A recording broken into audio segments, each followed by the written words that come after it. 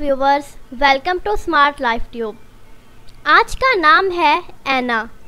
ऐना नाम के इंग्लिश में स्पेलिंग है AENA। जिन्स है लड़की। ऐना नाम का मज़हब मुस्लिम है और ऐना नाम के मायने है बिग आइड, यानी बड़ी बड़ी आँखों वाली। ऐना नाम की तफसील है ऐना रहीम और ऐना कलसूम। ऐना नाम का शुमार लड़कियों के नामों में होता है। ऐना नाम के मायने हैं बड़ी बड़ी आँखों वाली।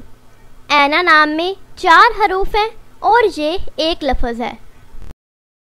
अपने नाम का मीनिंग जानने के लिए नीचे कमेंट बॉक्स में कमेंट करें, चैनल को सब्सक्राइब करें, वीडियो को लाइक और शेयर करें। मिलते हैं नेक्स्ट